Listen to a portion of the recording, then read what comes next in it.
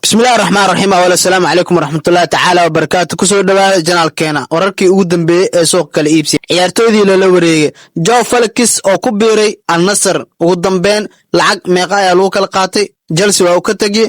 sacuudi carabi ayuuna ka degi doonaa saacada soo socda sidoo kale luis dias oo qarka u saaran inuu ku biiro naadi kubadda cagta bayern munich meeqa ayuu kula wareegi doonaa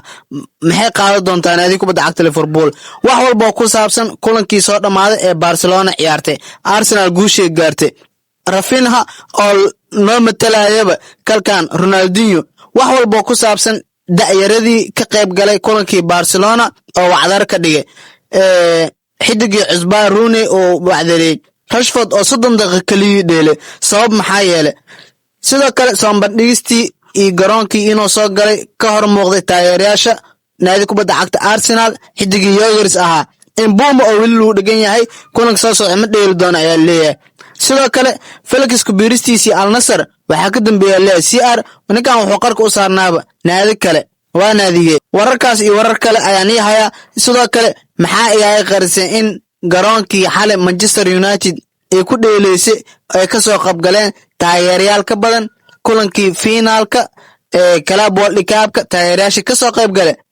kulankii xalaaba ka badnaa leeyahay wacdariga ka dhacay kulankaas iyo taageerayaashii imaaday fadlan hadduu subscribe ku ahaan subscribe noo saar like dhasiin share garay waa kaaga mahadcelinaa daawashada muuqaalkan degdeg wararkii ugu dambeeyay ayaa sheegay in Bayern Munich markan gacanta ay ku dhigi doonto xidig Luis Diaz Colombianka ayaa ugu dambeyn ka bixi doona naadi kubadda cagta Liverpool wararkii ugu dambeeyay waxay sheegayaan in ninkan uu heshiis sax la gaaray naadi kubadda cagta Bayern Munich oo 4 sano heshiis saxiix doona 35 milyan ayaa lagu qaadan doonaa labada kale waxay ku heshiiyeen 35 milyan warkaas waa dhan waxaa dhiman in lagu dhawaaqo kaliya dokumentiyada la kala qaato markan Bayern Munich ayaa heshiiskaas la gaartay Joe Felix oo asiina ku biiray naadi kubadda cagta Al Nassr warkaas asiina waa xaqiiq waa lagu kala baxay Joe Felix ayaa la midoobi doono saaxiibkiisa reer Portugal u dooli doono dhankaas iyo Sacuudi Carabiya 30 milyan ayaa lagu qaatay asiina wax walba isku dhamaadeen waxyaabo lacag yar lagu dardar doono ayaa jiro Joe Felix marka waa uu ogolaaday inuu u duulo si uu tijaabada caafimaad u maro Joe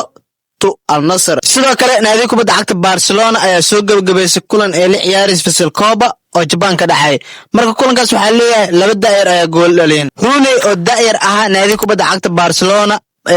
Copenhagen ugu soo biiray 17 jir ayaa wuxuu sameeyay leeyahay inaba caadi ma 47 daqiiqo dheelay leeyahay hal gool oo dhaliyay boqolkiiba boqol gambis oo dhameystiran ayuu sameeyay 30 jeer banooni taabtay hal kubado gool oo Filker waa sameeyay baaskiisana 84% boo saxna ninkaas marka inaba caadi ma ahayn wax badan oo wuxuu sameeyay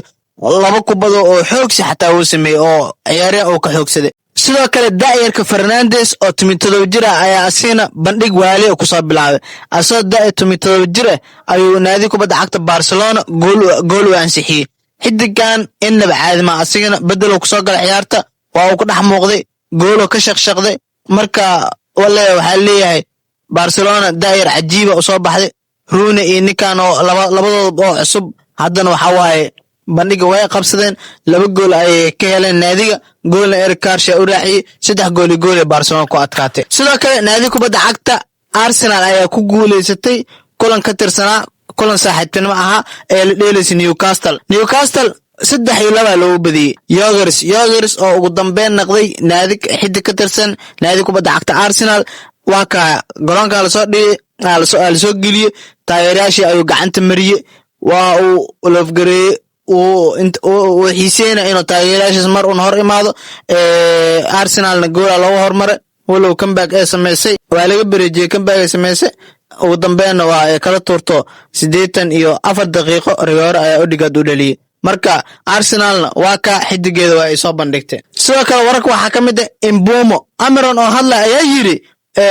Mboma sooma socdo kulanka soo socdana sidee ayaa la dhahay warniyo ninkaas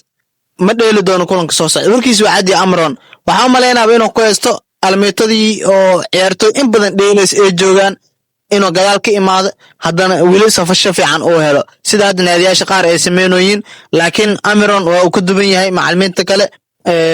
haddaba ciyaartoyda qaar wuxuu ka haysto waxa kamid ah tababarka ciyaartoy imaadaan training si fiican muu qaataan speed ma lahan oo kale ma ordaa inta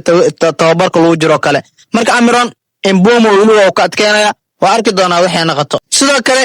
waxaa xalay taariikh dhigay taageerayaashii soo xarooday kulankii u dhaxeeyay West Ham iyo naadi kubadda cagta Manchester United marka waxaa la leeyahay taageerayaashii ugu badnaa ebed oo soo xaadiray kulankii u dhaxeeyay naadi kubadda cagta Manchester United iyo West Ham oo ka badnaaday kulankii finaalka Club World Cup u dhaxeeyay Chelsea iyo PSG ee lagu qabtay Mareykanka marka hata waxaa leeyahay kulankaas waxaaba ka badnaaday kulankii xal la ciyaaray inaba caadi maahan waxaa leeyahay kulankii Manchester iyo West Ham waxaa soo xaadirtay 82,566 ruux halka kulankii finaalka ahaa ee soo xaadirtay 81,118 ruux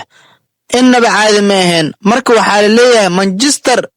ma bandhiga mise Club World Cup qiimo yar nasiib waxa Manchester waayna badiyeen taageerayaashooda way u awaal gudeenaa leeyahay warninkii Rafinha ahaa taariikh dhiga taariikh dhashay waxaa leeyahay Rafinha waa Ronaldinho garan dhex taagan bandhigiisii skillskii kubad controlka wax walba ayuu soo qaatay xitaa madaxii marada oo gasi jiray Ronaldinho waa uu matalayaa waa Brazilian labaduba haddana Barcelona dheelo asalna u soo dheelo Ronaldinho ninkaas marka waxaa leeyahay naga dhaafa dheeshaniyo waa ka asoo xabad saarnaay asoo kubad controlay waa qaabki madaxii waa keen Lamine Yamal ayaa leeyahay numberka 10aad caabina ma uusan ku sameyn gool ma uusan ku dhalan kulankii koowaad waa steel waxaa leeyahay gambisyo uu sameeyay qaar isku day qaar waa ka halaabeen intaasoo kubad oo caabin ka rabana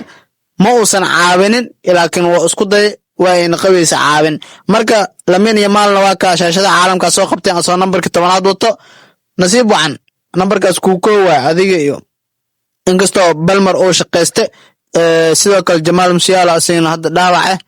soo kabasho Mbembe number 10aad loo xiraasina marka ciyaartooydu waa iska badan yihiin numberka 10aad qaatay intaas ay ku soo gabagabeynayna muuqaalkeena sidaas iyo amaano Allah waana mahadsantiin kun ko jeer 600 waa gaarnay ugu dambeyn 600 oo qof oo subscribers waa gaarnay mahadsanidin haatan marka waxay noqon doontaa